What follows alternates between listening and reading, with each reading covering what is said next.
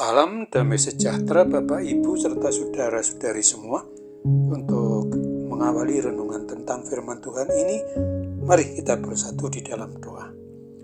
Tuhan Allah Bapa di surga yang memelihara hati, akal, dan pikiran kami, umat manusia, berfirmanlah kepada kami sebab kami bersedia untuk mendengar, dan oleh pertolongan Roh Kudus mampukan kami agar boleh melaksanakan firman-Mu itu dalam hidup kami sehari-hari. Dalam nama Tuhan Yesus, kami berdoa dan bersyukur kepadamu. Amin. Sebagai nas renungan firman Tuhan pada hari ini, diambil dari Kisah Para Rasul 2, ayat 47 bagian B, yang berbunyi demikian. Dan mereka disukai semua orang, dan tiap-tiap hari Tuhan menambahkan jumlah mereka dengan orang yang diselamatkan. Sebagai tema yang diangkat dari nas renungan kita ini adalah dampak dari cara hidup yang dikehendaki Kristus. Nas renungan tentang firman Tuhan pada hari ini mau mengungkapkan tentang dampak dahsyat dari cara hidup jemaat pertama atau orang Kristen mula-mula dulu, di mana kehidupan komunitas orang beriman percaya kepada Kristus yang mula-mula ini bukanlah kehidupan sehari dua hari, melainkan dilakukan secara konstan dan konsisten. Mereka disukai semua orang, termasuk oleh orang-orang yang tidak mau beriman dan percaya kepada Kristus. Apabila kita coba membayangkan komunitas jemaat atau orang Kristen mula-mula ini, mereka pasti menunjukkan cara hidup yang berbeda. Mereka tidak lagi menjadi orang yang pelit, tetapi menjadi orang yang murah hati, bukan orang yang sembarangan memaki, tetapi lebih banyak memberkati. Bukan lagi orang-orang yang suka mengeluh, tetapi hidupnya penuh pengharapan. Bekerja dengan penuh kejujuran, bukan dalam kelicikan. Mungkin masih banyak lagi sifat-sifat baik lainnya.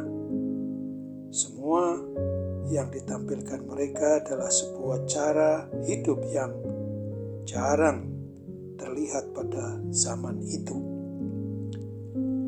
Seorang ahli tentang hubungan manusia dengan Tuhan atau seorang teolog pernah mengatakan, sementara khotbah Petrus menuntun banyak orang bertobat, pada kesempatan lainnya gaya hidup komunitas orang percaya yang mengaku beriman kepada Kristus menuntun pada pertobatan yang berkelanjutan.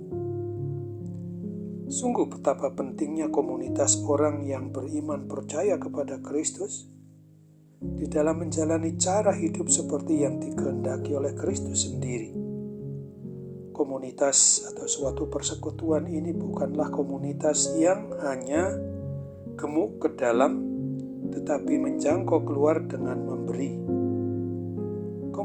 Komunitas atau persekutuan umat percaya mula-mula ini adalah komunitas yang bermultifikasi, karena kedekatan di dalam komunitas di antara mereka bukanlah tujuan akhir.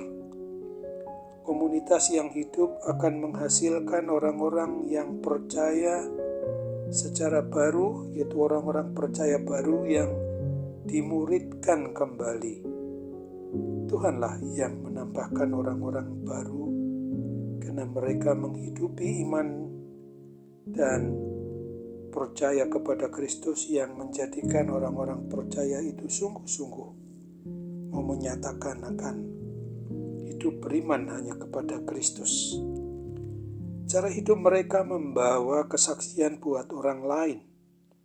Orang-orang di luar sana akan melihat orang-orang beriman percaya kepada Kristus ini di dalam hidup kesehariannya, antara lain melalui kehidupan berkeluarga atau di profesi atau pekerjaannya.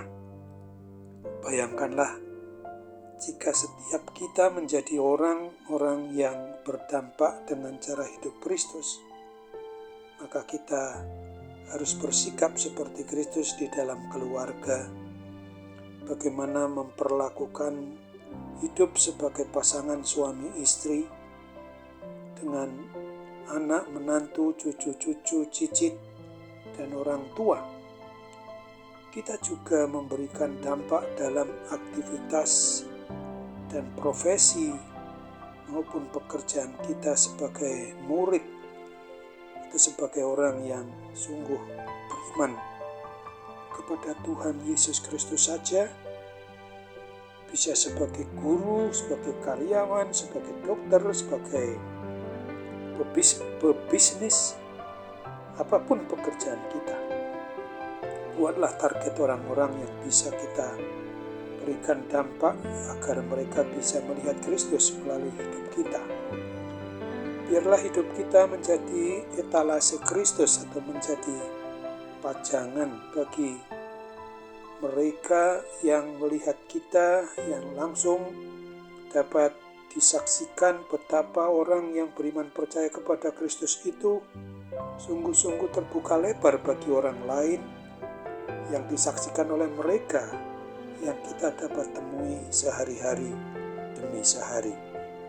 Mari kita tanya pada diri kita masing-masing, apa yang membuat orang-orang tidak percaya bisa tertarik pada kehidupan orang-orang percaya? Untuk itu ingatlah firman Tuhan Yesus Kristus yang dituliskan pada Matius 7 ayat 12 ini. Segala sesuatu yang kamu kehendaki supaya orang berbuat kepadamu, berbuatlah demikian juga kepada mereka. Itulah isi seluruh hukum Taurat dan kitab para nabi. Amin. Mari kita kembali bersatu dalam doa. Oh Tuhan Allah Bapa di surga, terima kasih untuk kebenaran firman-Mu yang boleh kami renungkan pada saat ini, bahwa bagi setiap pribadi maupun keluarga orang Kristen itu sangat berdampak dari cara hidup yang dikehendaki oleh Kristus kepada mereka yang belum mengenal, belum percaya, belum beriman kepada satu-satunya Allah yang esa, yang sudah menyatakan diri dalam sifat maupun keberadaan total manusiawi, yang tentu saja sampai sekarang membuat kami harus merasakan Roh Kudus senantiasa menampilkan hidup kami yang dapat menjadi dampak positif bagi orang lain, untuk akhirnya bisa mengenal, memuji, menyembah, memuliakan nama Tuhan Yesus sebagai satu-satunya Tuhan dan Juru Selamat bagi umat manusia. Tidak ada nama lain yang olehnya kami umat manusia dapat diselamatkan. Dalam nama Tuhan Yesus saja kami berdoa dan bersyukur kepadamu. Amin.